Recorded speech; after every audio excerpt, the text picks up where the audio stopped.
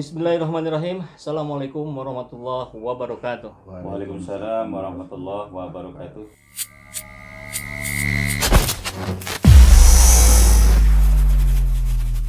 Pak Tarmizi barusan bilang, ya sudahlah, itu kan lembaga-lembaga survei yang bermain dan itu sudah menjadi rahasia umum, itu sangat bisa menjadi pesanan dan seterusnya. Kalau ini dibiarkan terus-menerus, bukankah ini sebuah fenomena pembodohan rakyat? Dan kalau dibiarkan terus, ini akan terus makin membodohi rakyat, gitu. Apa yang harus kita lakukan ya menghadapi para lembaga survei yang begitu-begitu? Ya biarkan saja kita berikan pemahaman rakyat bahwa lembaga survei itu ada kan PSK. Mereka itu PSK. Tahu singkatan PSK, Pak Haji? Iya, tahu. Pekerja survei komersial. Nah, ya kan? Siapa yang tergantung mau bayar berapa kan? Gitu. Jadi kita berikan penjelasan, pencerahan kepada rakyat bahwa lembaga survei yang merilis hasil surveinya itu adalah bagian dari penggalangan opini, penggiringan opini terhadap calon presiden tertentu. Itu saja, selesai. Sekarang kalau kita lihat, oke lah Ganjar peringkat 1.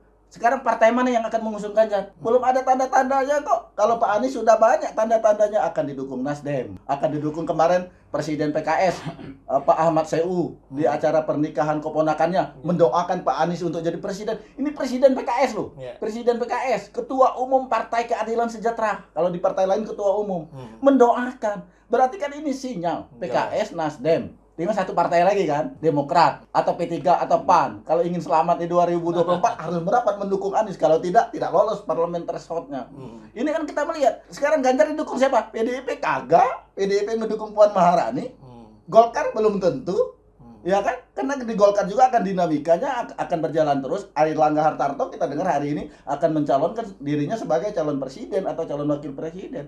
Melalui partai mana? PKB. PKB sudah ada Muhaimin Iskandar. Belum ada sinyal-sinyal yang terang benderang seterang Pak Anies diusung, dicalonkan oleh partai. Nasdem sudah kelihatan dengan jelas. PKS sudah dengan jelas. Ini kan sudah mencukupi ditambah dengan Demokrat. Ini gitu ya? Iya. Kecuali Ganjar jadi cawapresnya Anies paling gitu ya. Ya. Gimana Pak Solin? Ada Ya. tanggapan? Pertama gini, masalah lembaga survei, kayaknya rakyat sudah mulai belajar dari tahun 2019. Ya. Belajar apa? Jadi memang mereka itu lembaga survei bayaran. Seperti yang disampaikan oleh Profesor Antoni Budiawan. Ya. Jadi lembaga-lembaga survei ini sekarang sudah jadi pelacur. Ya. Itu bukan kata saya, kata ini. Yang itu ada beberapa risetnya seperti itu. Artinya apa? Sekarang rakyat sudah cerdas bahwa banyak lembaga survei itu yang hasilnya itu adalah pembodohan tadi ya. Kalau bahasa saya PSK ya. Ya, Pak Menteri ini menyebutnya pelacur seperti itu. Kita lihat dengan lembaga survei yang independen. Saya yakin lembaga survei yang independen pasti akan menempatkan Anies itu di peringkat atas. Ini lihat apa? Dilihat dari bagaimana animo, bukan saja dari tokoh-tokoh nasional, tapi termasuk juga kader-kader partai di grassroots-nya itu sebenarnya mendukung Anies. Belum lagi emak-emak, belum lagi pekerja-pekerja di bawah itu. Kita lihat semuanya Anies. Bagaimana mungkin Anies akan ditempatkan di bawah gitu kan? Saya bisa pastikan kalau ada lembaga survei yang menempatkan Anies di bawah, itu lembaga survei bohong. Patut diduga PSK. Karena apalagi kalau misalnya selisihnya sampai jauh seperti itu. Nah, kalau lembaga survei, tadi Pak Solin bilang kalau lembaga survei independen itu relatif rata-rata memunculkan Anies yang Pasti tinggi. yang itu. Nah, pertanyaan saya sih lebih ke yang independen ini dia dibiayain siapa, Pak? Kan kalau yang bayaran dibiayain yang pemesan dong. Nah, ini kalau yang independen itu Ya dibiayain kan kita juga di gerakan-gerakan Islam juga kan ada donatur-donatur yang sifatnya tidak terikat. Nah, tidak terikat, tidak ada pesanan terkhusus itu. Tapi tetap mereka mencari sumber dana yang halal. Gitu. Pasti ada itu. Nah, tidak semuanya lembaga survei itu mereka pelacur gitu ya. Tapi pasti ada yang mereka itu masih punya hati nurani dan menyampaikan tentang kejujuran. Saya yakin masih ada seperti itu. Ya. Nah, kan kita sama-sama tahu lah ya bagaimana metode statistik yang dilakukan oleh para lembaga survei itu dengan teknik random sampling, dengan margin error segini dan seterusnya. Tapi kok hasilnya juga berbeda-beda. Iya. Nah, apakah lembaga-lembaga ini tidak bisa dikenakan pasal kebohongan atau apa gitu ketika memunculkan data yang berbeda dengan yang terjadi di faktanya di lapangan, Pak Tarmizi? Harus dibongkar.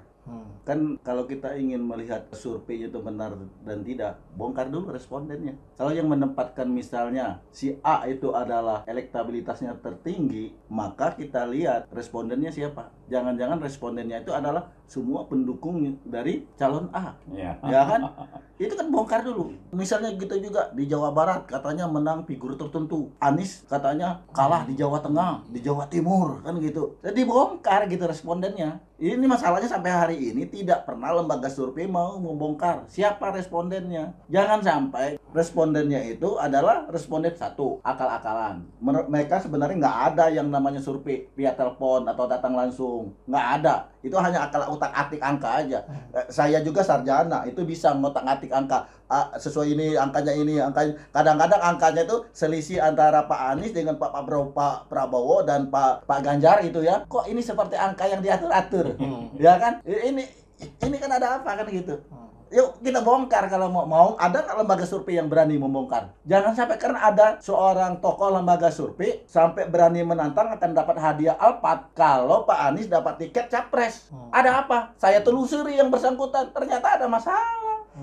Masalah apa? Masalah personal dengan Pak Anies. Ya kan, karena nggak dipakai oleh Pak Anies kan gitu. Dalam berapa tahun yang lalu ya, yang saya dapat informasi. Ini kan masalah personal. Jadi jangan sampai ada masalah personal, hasil surveinya, analisisnya, mengatasnamakan pengamat bahwa itu tidak lolos, tidak ada sampai berhadiah Alphard untuk lolos. Kalau dia lolos jadi capres, kan ditelusuri ternyata punya masalah pribadi yang tidak berkenan dengan Pak Anies. Jadi ada dendam di masa lalu. Nah ini kan tidak fair. Nah itu barangkali disebut dengan PSK tadi. Baik.